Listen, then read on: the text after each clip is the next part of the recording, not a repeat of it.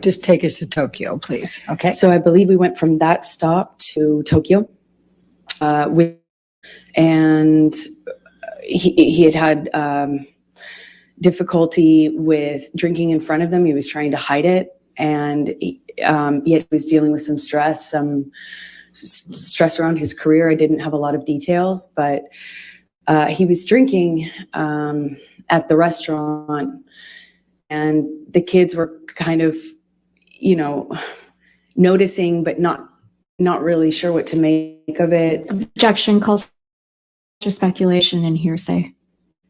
She didn't say what they said. I'll sustain us to the last Okay. part of the answer. Okay, please continue, but don't say what they said. Okay, the kids said.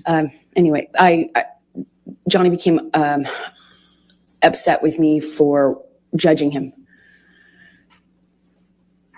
He was, it was like I couldn't win if I didn't do anything, if I didn't say anything to him about the drinking, if I didn't acknowledge it, it got worse. If I did acknowledge it, it was my fault and I was nagging. And I get it, I wouldn't like to be told what to do either. So, but it made him really angry, and the kids were on this press tour, and I was just concerned about them. I was concerned about them hearing us. Johnny screamed at me in the hotel room, and all I could think were the kids were in an adjoining room.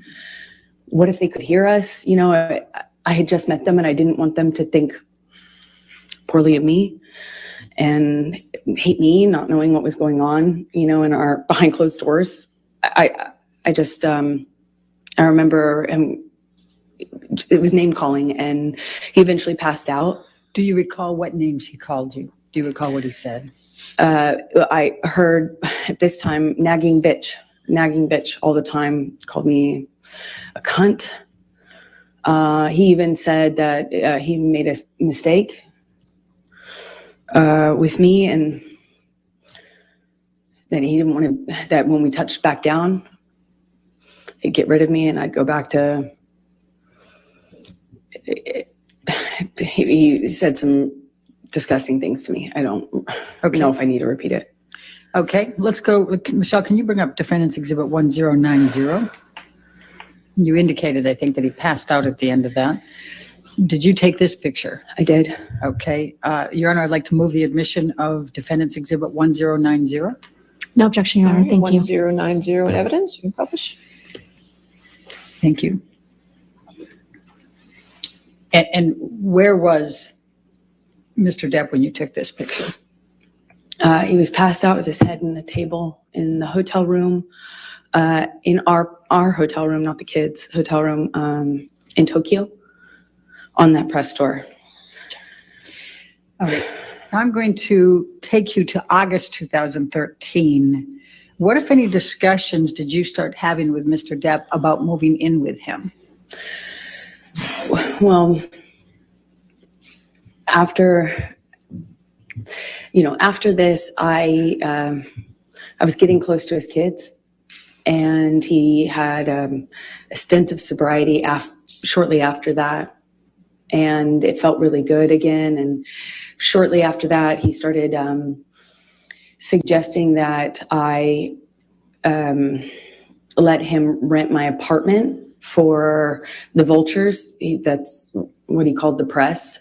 And he said now that we were like a known couple, now that it was out in the press, that my apartment wasn't like safe effectively for me. And I had a modest apartment in Los Angeles. And so he started saying I needed to have security on me, or we'd rent out the neighboring houses because of the vultures. And it was a conversation, and then that conversation evolved into I should move in with him. Always wanted me to go with his security guards, wanted me to have his credit card. Obviously, I wouldn't accept that, but the conversation about moving in became hard to resist, because I was increasingly becoming a part of his life, and also loving his family, and feeling like more stability would mean more stability with him and his struggles with drug and alcohol use. And I thought I would minimize some of the jealousy and insecurity that he had. It was hard for me to justify working. Every audition, every meeting, every script I got was a negotiation or a fight. I had to justify it like as if I was saying, hey, let's have an open relationship. It was, and I thought that would be minimized if I could make him feel more secure. But, if we live together, certainly there would be more security, right? And that was my reasoning. So you talked about still reading scripts and things. What, if anything, did you do differently in terms of pursuing your acting career? Well, I've always been really independent, and I've never imagined not working. I've worked from the earliest time I can imagine. I come from, parents who worked until they literally couldn't anymore. I never imagined myself having to explain my job or justify my job, but I did, and I am independent, and I see myself as independent and strong-willed, and I had to bargain. Every time I'd get a script, it would be, I thought you weren't taking another job. I'd always say, are you kidding me? That's crazy. I have to work. I support my family. When I moved out to LA, I'd get a check for, a gig, $600 or something. I'd save half for me, send half to my family. I kept having to justify taking work by saying, I'm supporting my parents, I'm supporting my sister, I'm supporting my family, I have to work. And he would say, you don't have to work, kid. Let me take care of you. My woman doesn't have to work. And that sounds really sweet and really romantic in some way, but it became a real fight. Every time I got a script, it was what kind of, how I was dressing, what kind of behavior I'd have, how did I have a sex scene?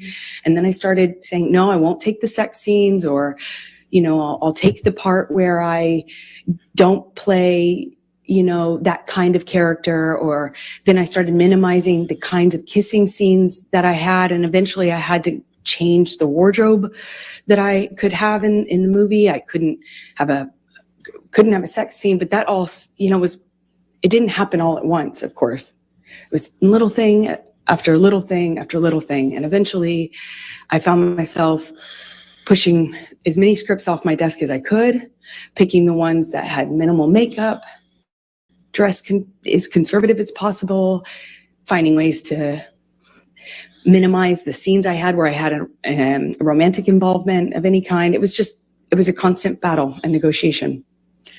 So let me take you back. Did you, as a result of your discussions with Mr. Depp about moving in, did there come a time that you did move in with him? Objection leading. Overruled. Thank you. Yes. Please. And let me ask you this.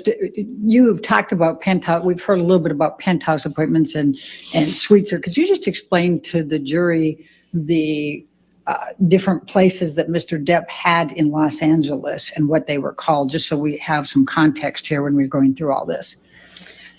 It's a little confusing, I imagine. He had about, I think, 4 or 5 mansions in this beautiful, border of Beverly Hills and West Hollywood. And they were all on a cul-de-sac, and we called it Suites, because that was the name of this street. And there are 5 houses, I think 5 houses. It could be 4, all, effectively, he had the whole street. Then he had about 5 penthouses downtown on the same floor of the Eastern Columbia building, which you've heard about, the ECB. And Sweetser was, Johnny's kingdom. One of those houses was like a whole house was his man cave. It was a studio, and it was where he made music and hung out. And we spent some time in there, but that was effectively Johnny's place, and then there was the downtown places, and they were effectively empty save for some furniture and one of Johnny's friends, Isaac, who you met, and he lived there at some point before Johnny and I eventually decided to move in together. Let me just stop you there. I just want to make sure we're clear. Are we talking about the penthouses or are we talking about suites or from where Isaac lived in the penthouses. Okay. The rest of them were pretty much empty. And my best friend, who I was very, very, very, very close to, went through a breakup, and he very kindly insisted on moving her into this penthouse. And of course, she said no for the first few times, but he insisted and said they were empty and he would love to have her move down there. And he very kindly moved my best friend downtown. Problem is, Rocky? yeah, Okay. Rocky Pennington. But the problem is it's like 30, 45 minutes from West Hollywood, where my place was, which we call Orange at the time. Okay. So when did you move into the penthouses? Shortly after he moved my best friend, into the penthouse. So she was in one of these empty-ish apartments, and somewhere around that time, I think it took me some time actually, but after that, I eventually agreed to move in with him and give up my place, although that made me pretty nervous, to be honest. But we were in this relationship that was very serious, and we were constantly traveling. Also, is another part of it, is we were in LA for a matter of days or weeks. I'd go do a job, he'd go do a job. I'd come back for a photo shoot or a red carpet, go on a location, go visit him on a location. And there was an incredible amount of travel and movement. So we weren't really, again, living the day-to-day that you might normally with a partner, where you have a home and you move in together and you have one home. We didn't have that. It was Okay. very different. I'm going to take you to September of 2013. What were you filming at that time? London Fields? Yes, that's right. Okay. I was filming London Fields. I just started. All right. Did there come a time that you became engaged to Mr. Depp? Well, yeah, it was difficult because in that role was a very difficult role. I mean, every time, every scene that involved sexuality or romance was like, I'd look at that on the page and it felt like I'd feel my gut tighten because I knew it was going to be an issue. But Johnny dropped me off. I gave him the script. I sent him pictures of what I was wearing in my wardrobe fittings. I sent him everything. I shared my script with his team, and the fighting eventually kind of minimized. It was clear I was going to do this job, and I told myself I had to do this job. And Johnny had to go to London, I think, for some pre-production stuff for a movie he was going to do a smaller part in. I think it was called, I think this was Into the Woods, is my best guess. So he dropped me off in London, and when he dropped me off in London, we had a few days at this hotel that we first, consummated our relationship in, as when we were on the London, and our relationship developed. That was the same hotel, and we were in this same room, which is Johnny liked to be in the same room. And it was really sweet. He got down on one knee and said, "I want you to be my girl forever, my woman, my girl. I want you to be the rest of my life. Say yes to me." He said he wanted to spend every day. He promised me that every day when I woke up, that I would wake up and he would make me smile at least once. and that would be his goal. And, you know, I looked into his eyes and I saw my future, hope, you know, like blind hope, so in love. It was one of the most, I can't describe that kind of joy, you know. I thought, you know, if we were married, then this is real. This is real. This isn't a thing of chaotic and this will change. You know, I had so much hope in that moment. And I just said to him over and over again, are you serious? Are you real? Are you serious? Are you sure? Because he didn't have a ring. So I thought, is this an impulse thing? You know, my experience, Johnny, could be very impulsive. And he said over and over again, be my woman forever. I want you to be my wife. I, of course, cried, and we had a wonderful evening. And he left shortly after, and I was like, the next day I had to go to work, and I couldn't tell anyone, and I wasn't sure. Part of me was worried that he didn't mean it, or, you know, or that he wasn't sure. You know, I just didn't want it to be an impulse thing. So I didn't want to mention it. I want to bring it up. I didn't want to. And I kind of felt, I walked around for a few days like I had butterflies under my skin. And then he brought my dad out to London with my best friends. And my dad told me, you know, Johnny has asked me permission for your hand in marriage. And I felt like the luckiest woman in the world. So while you were filming London Fields and Johnny had gone back to LA, what, if any, issues did you have with him on fraternizing with the cast? I'm going to ask, Michelle, can you pull up Defendants Exhibit 188, please?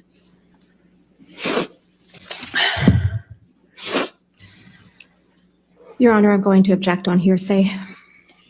Your Honor, I'm going to, let's pull up 188A. I've redacted everything but what Mr. Depp says. All right, let me On just take a look 188A. at 188A. That's admission against interest.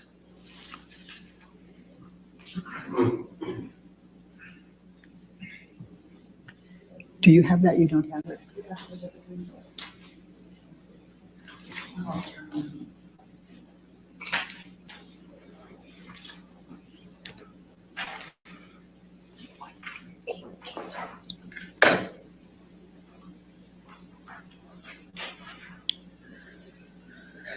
Give that a minute. While they're working on that, can you tell us what transpired between you and Mr. Depp when you wanted to do something with a cast member?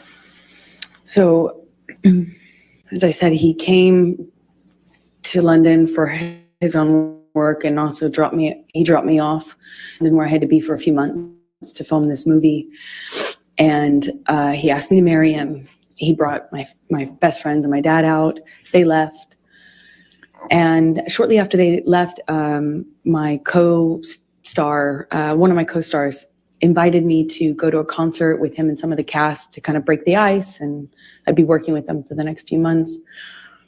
And I had already, I already knew I couldn't be photographed, even if it was platonic. I couldn't be photographed with men or women that other people could possibly spin as romantic. I had learned that but in January, the hard way. So I asked him permission if I could go to concert with the cast. And I said, Johnny, that he's my co-star. Objection, Your Honor, hearsay.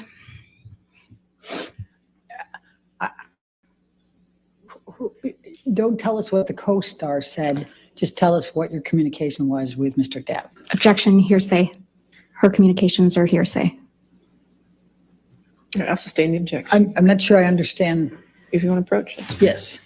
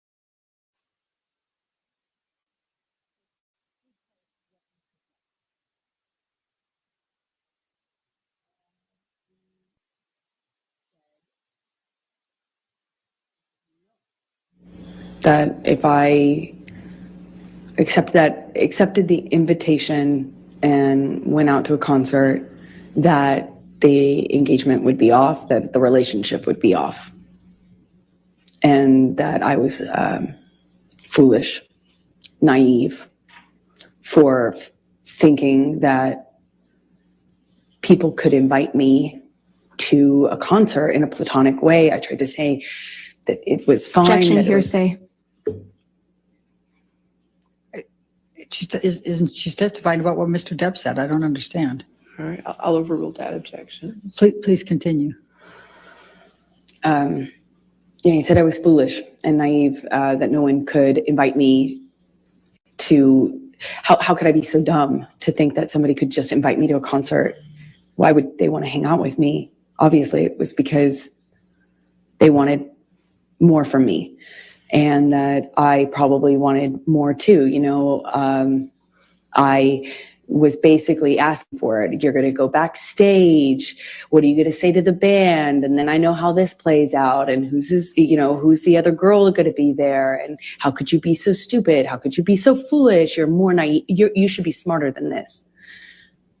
And I apologized. That whole evening, I think for a few hours, I spent on the phone with him, texting, calling, or talking, hanging up. He'd hang up on me, be upset, and then send me cryptic messages about my foolishness. And, I'm already doing a movie where I play this, character where I was empowered. Like, I read the script and I thought this character was empowered sexually. And by the time I got Johnny's feedback on it, I had been convinced that actually I was just being used, that I was just being used. It was clear that that was all I had to offer, and I was too foolish to see it. And I had Amber, I'm just going to stop you right there because I'd like you to take a look at Defendants Exhibit 188A. Mhm. Is that in front of you? Do you recognize this portion of the text chain between you and Mr. Depp? Yes, I do. Okay, and this is on September 9, 2013? Yes, it is. Okay, and are these statements Mr. Depp made to you during that evening that you just described to the jury? Yes. Your Honor, I'm going to move the admission of Defendants 188A. Any objection? No objection. All right, 188A in evidence as redacted. Do I have that redaction, or is that something you need to give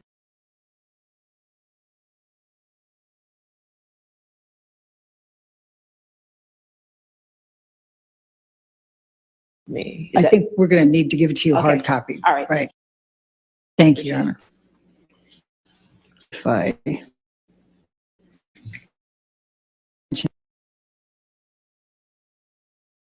into it. He first says, I don't want to make anything an issue, baby, but I literally have been on the ground just 14 fucking hours from leaving your side. Do you see that? Yes. And then he says, you know what I want, who I am, and where I want to go with us. You know very well what type of fucking man I am, and yet you lay a gauntlet before me that you know is the very species of danger that will always attract me into a very tempting test. What's behind that door? Almost impossible to even not take you on. You want me to roll the dice? This sounds more like an aggravated ultimatum than soft words that could help us make both feel better. Don't test me, please. Did he tell you that? Yes, he did. And what did you understand that to mean? It was clear. It was a threat that if I wanted to be. Objection, speculation. I think she can say what she understood it to mean. I'll sustain the objection. Okay. All right. Let's move on then to the filming of Mordecai with Mr. Bethany in October, November 2013. Where did that take place? In London. Okay. And what, if any, involvement did you have? Were you there?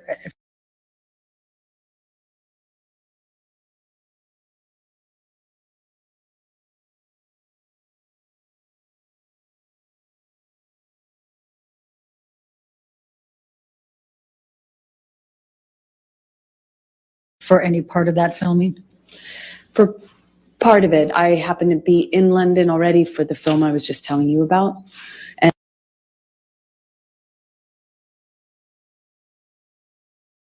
And Johnny came to London shortly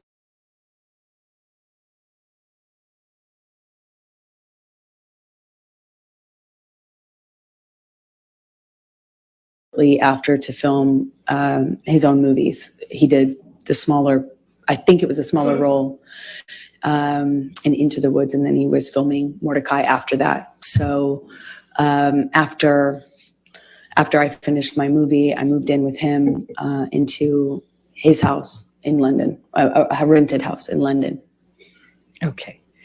And describe your experiences during that time period with Mr. Depp. It was really touch and go. He was filming with Paul Bethany, and there were days when he wouldn't come home, or they couldn't get him up out of on set. He'd be asleep in his trailer, sleeping whatever he'd done the night before off.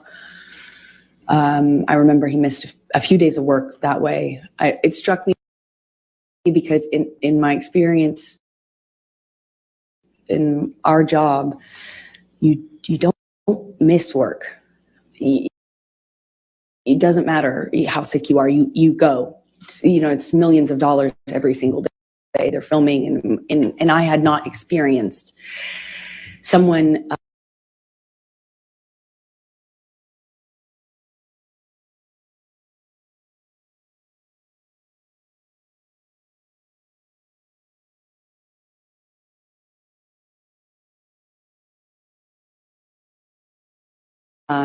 who could effectively just control the set like that. I mean, to that extent. And one day he didn't come home.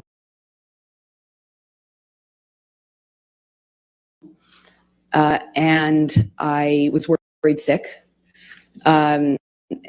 I found out that he was in a hotel room with Paul Bethany. Objection, hearsay. Okay. Move forward, because When he came home, they had to carry him home. Objection, hearsay. Did you see them? I carry watched him? it. Okay. Go ahead. Okay, please continue. I watched. Actually, I was shocked that he could do it. One of the security guards carried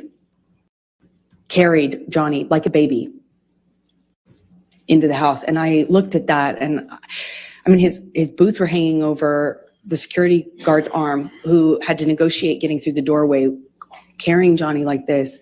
And I watched this, his assistants and the other security guards shaking their head, just shaking their head, acknowledging this is how bad it is. And I remember thinking, this has got to be it. Like, this has got to change. This is it. And he was understandably very, very, very sick for at least 2 days, is my recollection. And in that 2 days, I had a lot of conversations with this team. I won't say what they were, but I felt at that juncture very encouraged that everybody and myself were on the same page. And I felt encouraged that we were in a new chapter, that Johnny had finally hit rock bottom, and finally he felt like changing for good. And I felt buoyed, supported by these conversations I was having with people that he was close to, that he trusted. November 2013, did you have any contact with Lily Rose that led to any discussions with Mr. Depp? Objection leading. Sustained. What, if any, connection, communication?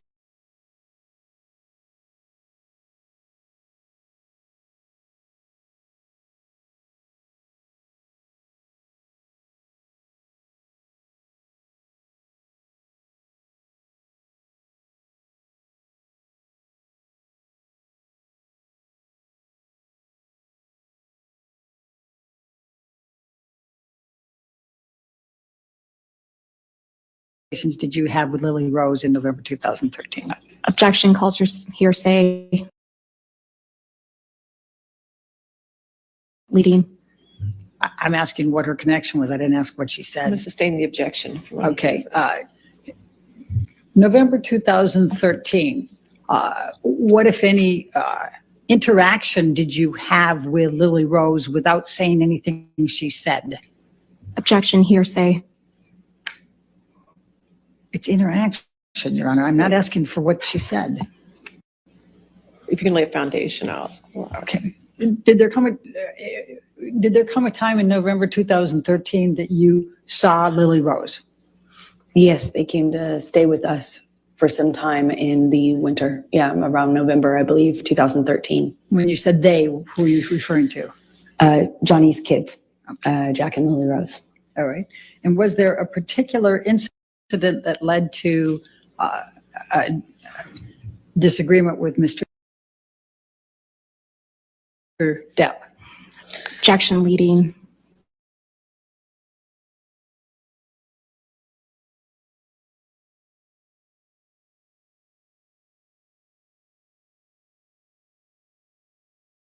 Sustained. What, if any, interaction did you have with Lily Rose that led to an argument with Mr. Depp? Objection leading. That, what, if any? If we approach from this.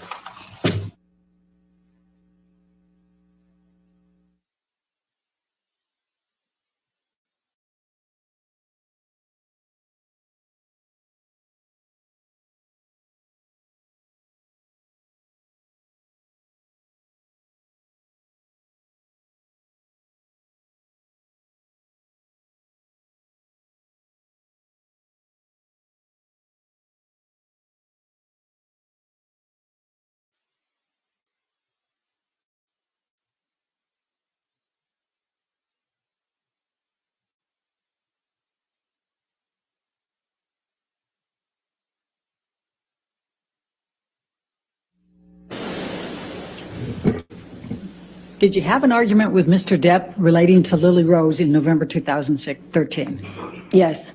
Can you please describe that? Well, I was, these kids were, I found them to be these beautiful wildly intelligent little weirdos in the best way. You know, they were, I was falling in love with them. And, you know, they were in my life at that time, a short amount of time, but I loved it. And I started to feel very protective. And, you know, John's sobriety meant that he was there and then he wasn't.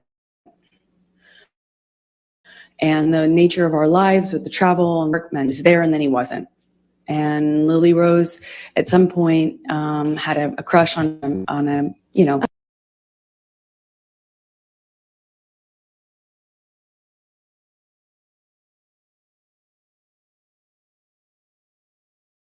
Just say, in location. She- it-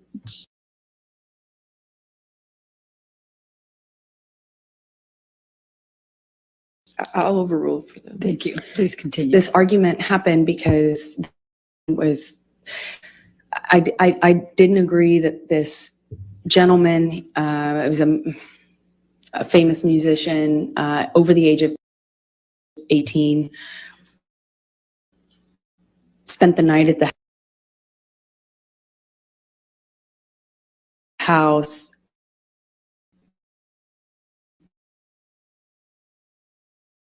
And I